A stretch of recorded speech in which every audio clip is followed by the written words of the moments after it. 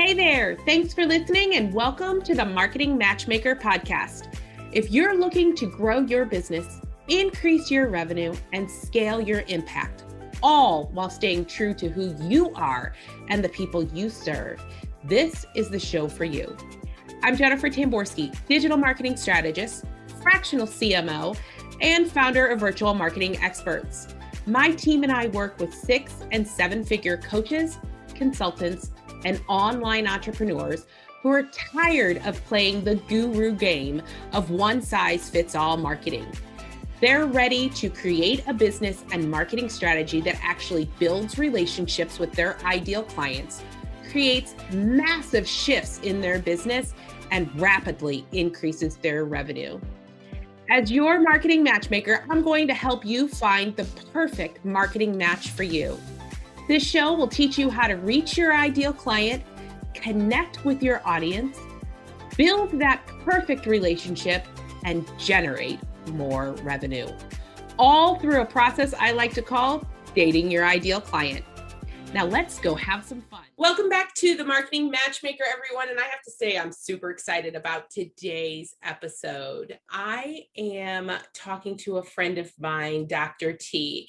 I'm going to give a little introduction to Dr. T, and then I'm going to flip it over to her so she can talk about who she is and what she does and who she serves. So Dr. T is actually Dr. Theresa Ashby, and she's a former corporate executive turned entrepreneur. She's known as a strategist, and Forbes.com called her a business scaling expert, which y'all know I love talking about scaling.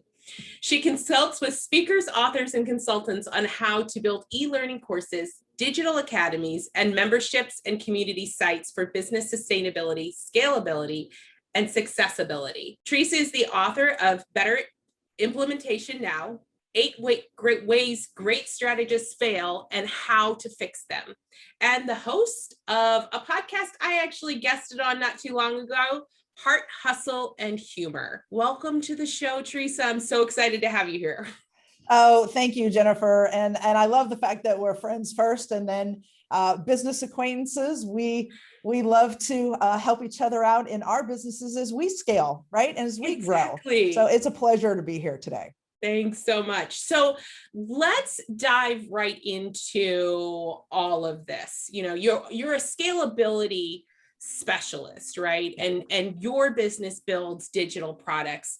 So let's talk about what that means. What exactly are the digital products that you help people to build? It's an exciting time, right? We're looking at new ways to generate revenue or generate leads. And so over at Kaleidoscope Media Services, we really look first at someone's business model. And we say, how are you selling your products? What products are you using? And then we take the opportunity to say, hey, where does a digital product fit in? And as I mentioned, do you want to generate leads? Do you want to generate revenue? Because that will determine what kind of digital product do you want. Do you want an e-learning course? Do you want an e-learning workshop with a combination of coaching? And so it really comes down to that model that you're creating, so you can always sell them into something larger and more maybe one-on-one coaching. Right. I mean, well, that's one of the things I think a lot of people forget when we start talking about business is that there's so many avenues you can go down, right? There's a million different ways to scale your business. And I love talking about scaling, right? I love talking about how to take your business from 6 figures to 7 figures, or even from 0 to 6. And that there are a lot of options out there when it comes to that. But I really believe digital products are essential in that customer journey. Yeah, well, and that's what you do, right? You help people scale through the processes that you have.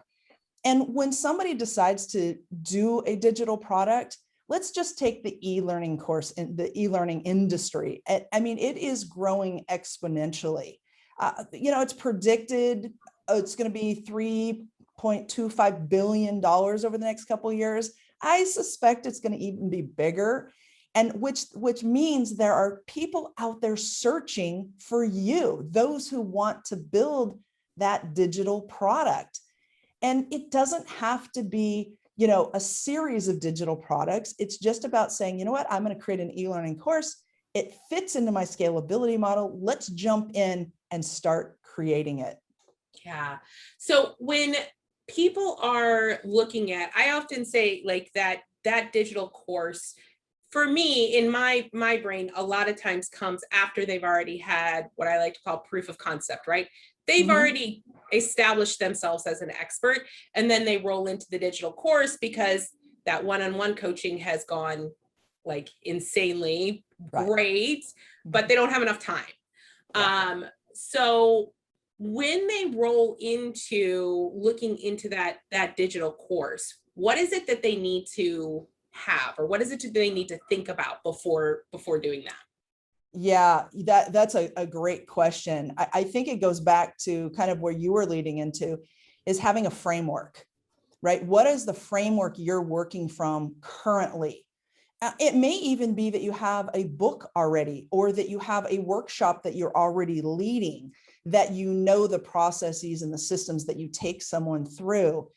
Maybe you have a keynote that you want to convert to some type of e-learning product.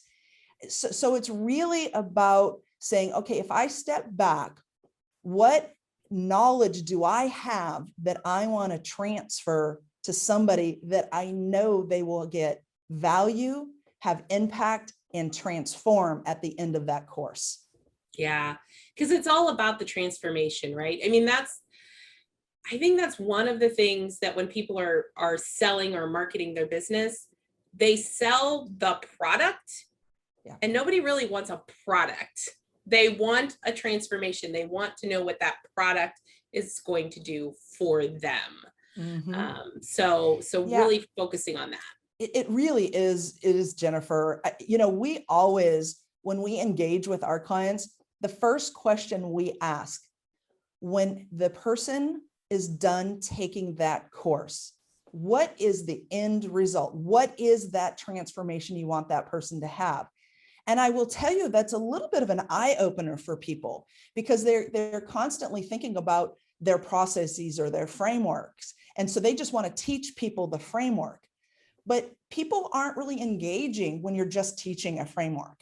It's about being very clear in your product and in your marketing about when you're done, this is what you're going to do differently. And if we can focus people to create courses in that manner, I think the person will have a great opportunity to really get their message out. And it really allows them the opportunity, because I know we both work with coaches, and I have this core belief that coaches have an opportunity to change the world through their coaching and their learning products and that kind of thing. So it gives them that opportunity when they really focus on that transformation. To make those differences, those changes that they're looking for. Absolutely. And it's because when you're a coach, you have the stories that you can tell that people want to listen to and learn from you. And it's the coaches can, that may be why you decide to do an e-course for lead gen, to get more of your one-on-one consulting. Or you might do an e-course to teach them some basic processes so that when they get to you from that one-on-one, they're already elevated in their knowledge. And so you can really dive deep. And again, is my e-course that first entrance? And then my next product is maybe a group, like a mastermind. And then the next level is that one-on-one. So it depends on where you want to take it, and just converting that knowledge. Yeah, I love that. So what is the difference between an e-course and an online community? Oh, really, really good question. So an e-course is something that can stand alone, right? It's a one-way communication. You purchase one of my e-learning courses and I'm going to learn from it. And I go through step by step. The community, it's a passion project. It's passion driven, and it brings people together to have dialogue together. It's a two-way communication. It's an educational platform. It's, hey, how are you doing? How are you doing this in business? Well, I've tried this. And people are just constantly being fed and having this dialogue within a community of like-minded people. I love that. And I know I've seen a lot of people try and build that in social media. And I know that you guys actually help them build it outside of social media as well. So how does that differ? Well, I think when you're looking at the social media platforms, you don't really own the flavor, the passion, the content, and you're not really gathering people's information so you can customize to them. It's more generalized. It's also a lot of noise out there. You're getting inundated with people that may not be aligned with your values, where when you transition into having a digital community that you're leading, and I say leading because you're just the facilitator of the conversation that's happening in these communities, you're controlling what's going in there. And so it's very focused, it's very directed, and people just, it's this connection that we make within these communities. And nowadays that's important for us to have that connection, but also learning from like-minded people really helps. And on the social platforms, you don't get as much of that depth and that content and that interpersonal action or reaction. I mean, in my mind, it kind of also comes back to the commitment level of people on social media versus going into a different community, right? Because social media is scrolling through, it's a lot of noise, and you may see the post in a social media community. Whereas if you are intentionally part of a digital community, you're going to go there to be a part of it. Oh, that's right on. I don't know how many times I've seen something on Facebook and I thought, oh, wow, that's really good information, but I don't have time right now. I'm going to come back to it. And then I can never find that information. But if you have your own community, it's like you just go, oh, wait, you know what? So-and-so said this, or this article came up. I'm just going to search it. I know it's going to be right there. It's going to be easily accessible.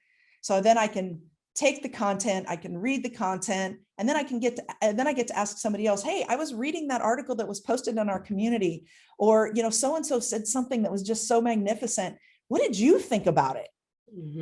Yeah. And I mean, we're currently in 2021, right? So last year was kind of, well, it was a little different than everything else. And reality is that people are searching for community. Yeah. And you know what? I think that, as things open up, as the uncertainty continues, communities aren't going to go away.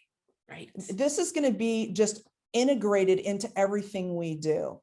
And we talk to people about, when you have the opportunity to go and maybe do a live event. So you're doing a presentation and you're talking to people, they're liking what you're saying. They want more of what you're saying. And so what you offer is a community, a digital community that they can sign up for right there. And the conversation continues. See, it's in the continuing of the conversation that the real learning happens and the real transformation happens. That is such a good point.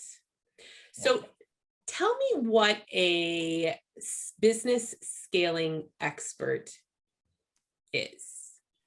Yeah. So basically, we sort of take away all of the noise of everything that you think you should do in business or that people are telling you to do in business, right? We get inundated. And years ago, people were creating these 25-page strategy documents, and then we'd put them in the corner and then we had to dust them off.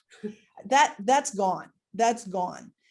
Basically, we're now looking at, it's a 1, maybe 2-page business opportunity. What makes sense for your business that is quick, creates opportunities to pivot and opportunities to scale, whether it's your service scaling or your product scaling, but really honing in And then once you decide how does that work and where do all those pieces fit, bottom line is, then you create your key performance indicators, those things that you have to focus on.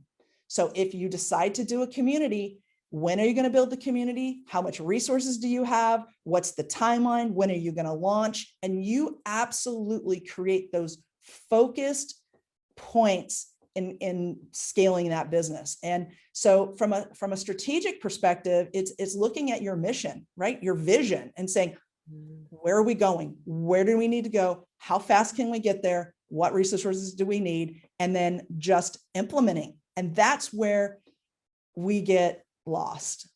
People get these great strategies, and because for some reason we get afraid, or we're not sure if it's going to work, or we feel like we don't have the right people.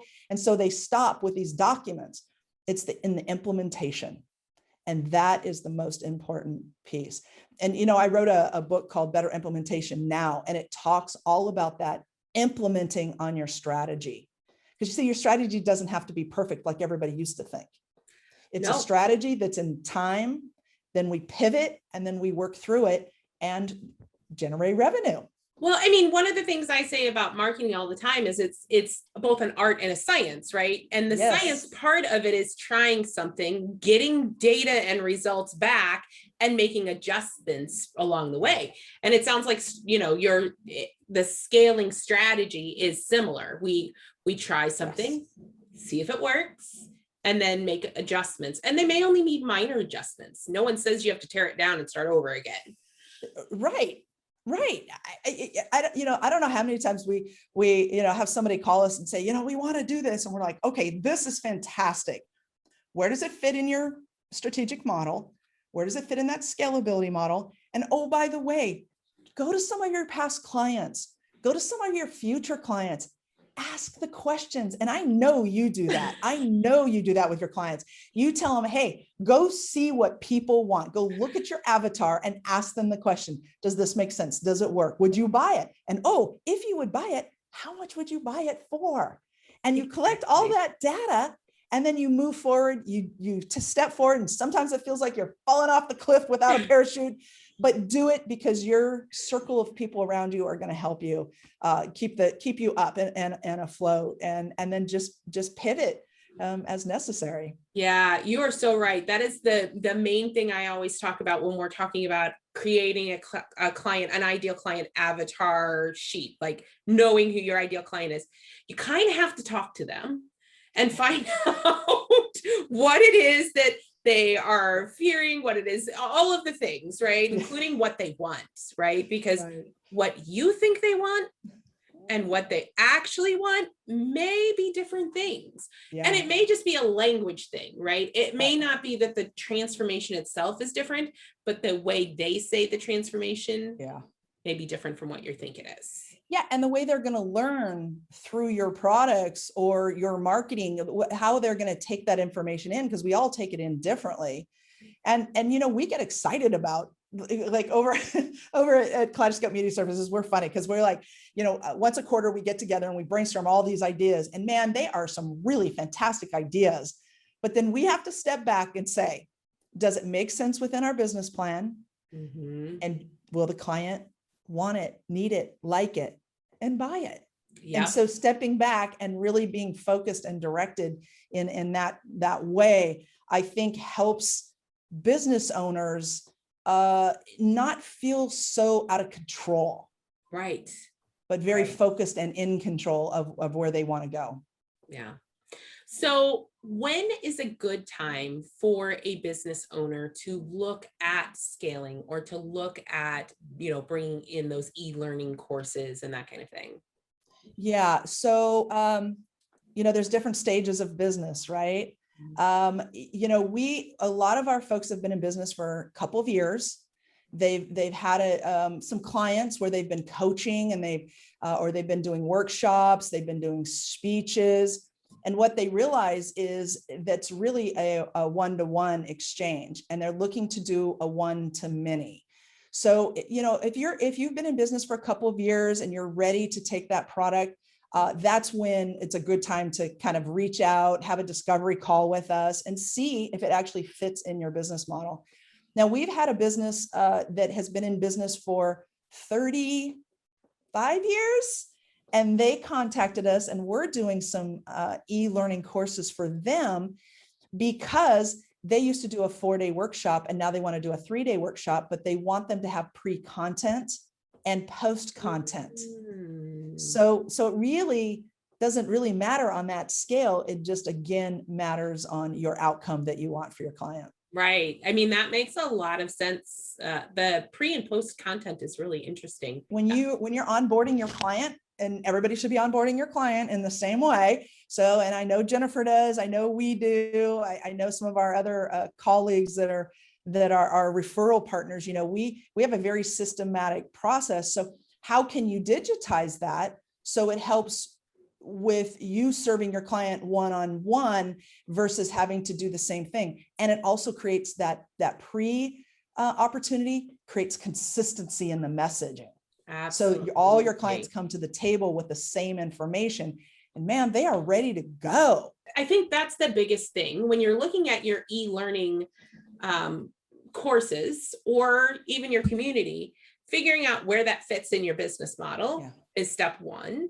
But then also figuring out what it is, how it's going to make that customer journey, the ascension, the next step easier. Right. Well, yeah. That customer journey, that's so important. And how do you make that customer journey, the customer's journey seamless and engaging and building confidence in you as a vendor or somebody that's going to serve them? They want to have confidence in you that you're going to be like, the rock star for them, because when they come to us, they're the only ones that we have to see at that time. I mean, we have to forget that we have all these other things going on, all these other clients.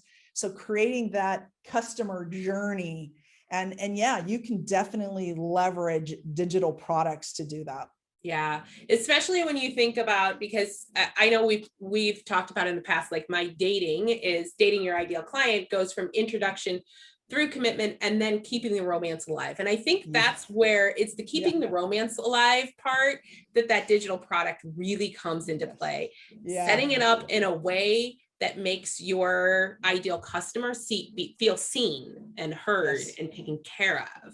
And I think that's something that you guys are really great at helping your clients do. Thank you. We enjoy that. We enjoy seeing the idea of just this little spark of an idea, like, I think I need to do something here, to all the way to the creation and the production. And then they're like, wow, this is great. I'm really excited about it. This is my message. And it's just, I'm getting it out there. And that's the brilliance of a customer journey. It absolutely is.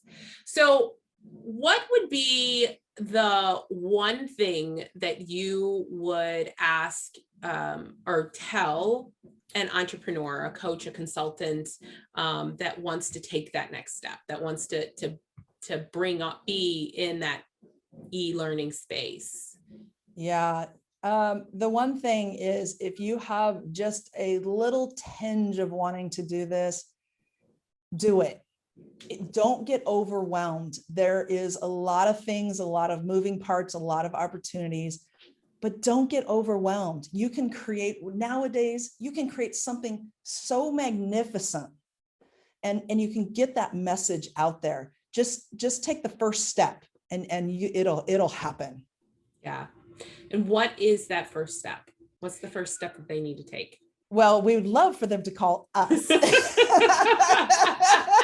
Jennifer, we would love for them to call us. Listen, if they go to our website at Kaleidoscope Media Services, and that's services with an S.com, and sign up, we do a 30-minute free discovery call. We want to talk to you about your business model and see where some kind of digital product would fit in. And it's a no sales zone. It's an information zone. We just want to, we're on a mission to help 100,000 businesses grow and scale by incorporating digital products. So we love to just have conversations and put you in our circle of the Kaleidoscope. That's awesome. I love that. I love having this conversation with you, and I am quite sure we will probably have another one down the road.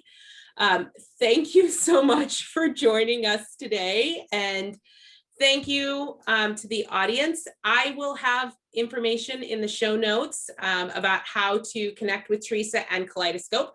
So if you think you're ready for an e-learning product, or if you just have a glimmer of an idea that you might want one, connect with them and let them have that conversation with you. See if that's your next step. Thank you for joining me today, and I look forward to talking to you on the next Marketing Matchmaker. Thank you for listening to the Marketing Matchmaker podcast. If you enjoyed this episode, I would love to hear your feedback. Please head over to iTunes and leave a review so we can hear from you. And if you are a coach, consultant, or online course creator who are looking to grow your business, increase your income, and scale your impact, connect with me at yourmarketingmatchmaker.com.